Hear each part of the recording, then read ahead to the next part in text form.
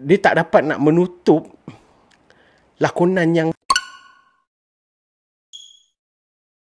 Assalamualaikum dan juga salam sejahtera. Hai, kembali lagi ke Zafvlog.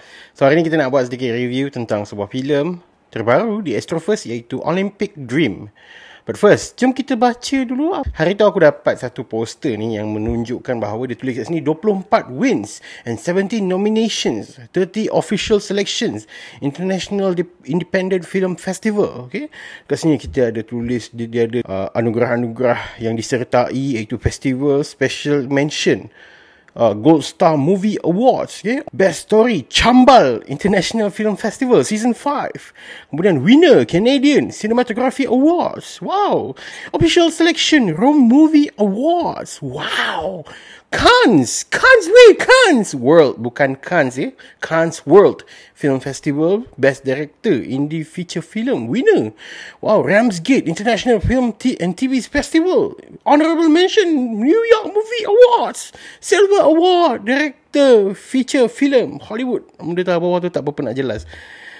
Focus International Film Festival Official Selection. Okay, daripada segi benda ni kan, kau dah boleh nampak lah, wow, banyak gila menang anugerah di luar negara. Adakah filem ini indah kabar dari rupa? Dia since berlaban hari tu. Lepas tu tahun lepas aku review, 2 tahun lepas ke 2 tahun lepas, Mimaland pun sama juga. Tapi yang beza Mimaland tu, aku tengok dulu filem dia memang sampah, and then after that baru dia menang anugerah semua kan. So kali ni Olympic Dream ni pun lebih kurang macam berlaban. Dia letak benda ni semua dekat poster dia. Aku tak tahu siapa buat. Aku rasa macam OH ni, aku tak tahu logo mana. But anyway, banyak gila lah, okay, anugerah yang dimenangi. Dekat poster ni pun memang semua ada 5 anugerah dia letak kat atas kan. Okay? Filem yang dibintangi Maya Karin, Jordan Woon, Annabelle Tan dan Adele Ng. Okay? Basically filem Olympic Dream ni mengisahkan tentang Anna yang merupakan kanak-kanak yang dibesarkan oleh siapa makcik tadi ni? Nama dia pun aku lupa. Seorang makcik ni, yang iaitu Maya Karin lah, okay? Sebab dia asyik panggil makcik kan. Makcik Fatimah kot nama dia. But dia telah dibesarkan oleh makcik Fatimah ni, dan since kecil memang dia bercita-cita untuk memasuki Olimpik bermain badminton. That was it. Itu je. Okay? Daripada mula dia kecil tu sampai lah dia besar, berjaya masuk Olimpik. Itulah cerita dia. Aku melihat filem ni seolah-olah macam membaca karangan kanak-kanak berumur darjah 1 yang ditulis di atas kertas dan juga menggunakan pen yang mahal. Sebab by the looks of this film, it does looks like a film. The cinematography, the color grading adalah nampak dia tu. Okay? Dia tak adalah teruk. But damn, story, script, dia mencemarkan. Dia tak dapat nak menutup lakonan yang terlalu teruk. Okay, first thing first, adakah Maya Karin mampu menggalas ataupun membawa filem ini supaya tidak tercampak ke dalam kancah filem sampah? Ternyata tidak. Maya Karin tak mampu sebab lakonan dia pun terefek dengan skrip yang cringe, yang kau tahu tak, skrip yang baku 100%. Masa aku tengok kanak-kanak ni berbual di antara sesama mereka, aku jadi macam ni ke masa kecil-kecil dulu? Aku bercakap bahasa baku ke dengan member-member dulu kan? Tak ada saja. It was cringe as fuck sebab dia terlalu baku. There's nothing natural about their script. Bila kanak-kanak, aku faham budak-budak, tapi even though kalau dia adalah lakonan pertama dia sekalipun, kalau ini filem pertama dia berlakon sekalipun, kalau skrip tu bagus, it does reflect on her acting skill. But disebabkan skrip dia terlalu teruk, kanak-kanak pun memang terlalu nampak jelasnya lakonan dia agak kaku. I think every kid dalam filem ni memang sangat kaku. Dia macam aku cakap tadi lah, dia macam seolah-olah membaca karangan kanak-kanak. Kau ingat lah dulu masa darjah 1 dulu ada buat karangan. Aku tak ingat ada darjah 1 ke darjah 2 lah. Aku sebatang pen. Okay, that formality of the words, itulah macam filem ni. It's so weird. Seolah-olah macam bukan reality. Aku faham benda ni fiction, tapi kenapa perlu pergi ke arah yang memang terlalu baku? Benda tu jadi macam it's non-relatable. Nobody can relate to this film. Okay? Janganlah cerita. Aku tak payah nak go in detail lah tentang apa exposition lah, dia punya pacing lah semua tu. Tak payah. Just the rough surface dia. Adakah kau menonton filem tu, kau rasa cringe ke tak? Aku challenge lah kat siapa-siapa kat dalam ni. Mungkin korang fan Maya Karin ke apa kan. Kau pergi tengok filem ni dan korang bagi tahu kat aku apa yang best gila tentang filem ni. Bila lakonan diorang terganggu, dia akan effect emotional part yang membuatkan aku bakal menangis. Aku ada rasa macam ada 2 momen yang sepatutnya aku menangis. Sebab konteks yang disentuh di dalam filem ini bakal membuatkan aku menangis. Tetapi sayangnya tidak. Aku tak rasa sikit pun.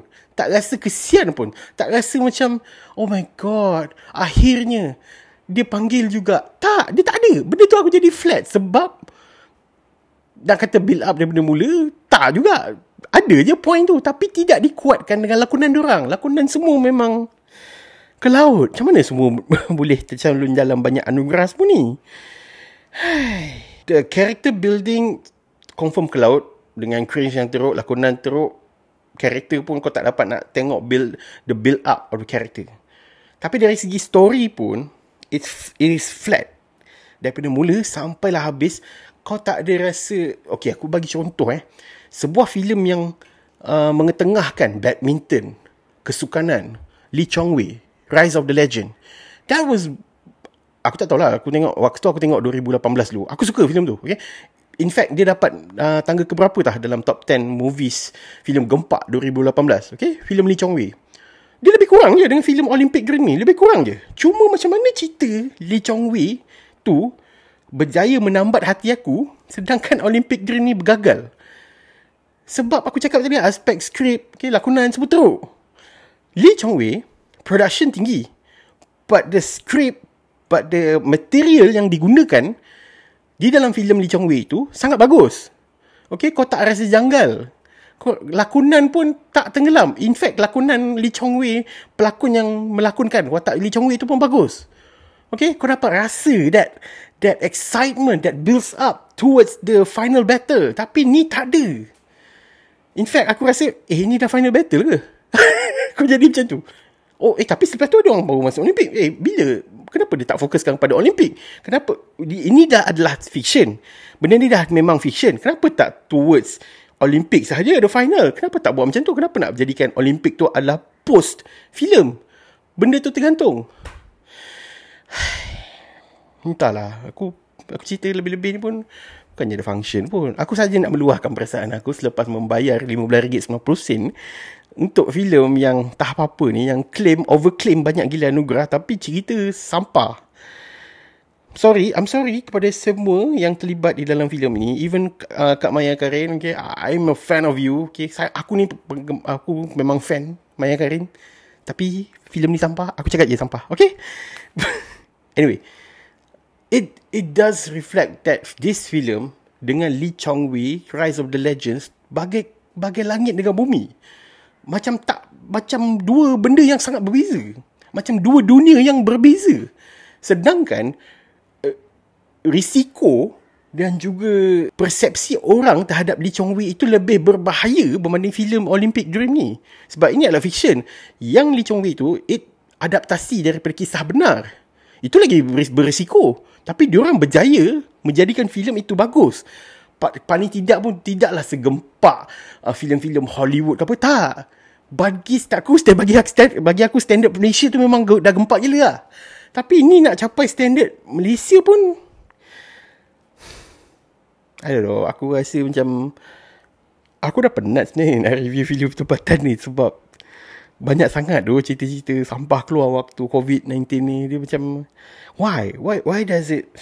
In fact, ada je member Buzzpop aku yang pergi post kat dalam group. Dia tak sabar nak tengok cerita ni. Aku tak tahu apa pandangan dia terhadap filem ni. Aku nak tanya kat dia kan, apa best sangat kan. Nanti aku tengok kat bahagian komen, adakah dia komen kat video ni kan. But anyway, Olympic Dream, adakah dia menjadi salah satu filem yang adakah video ini bakal di take down lagi? I don't know, mungkin.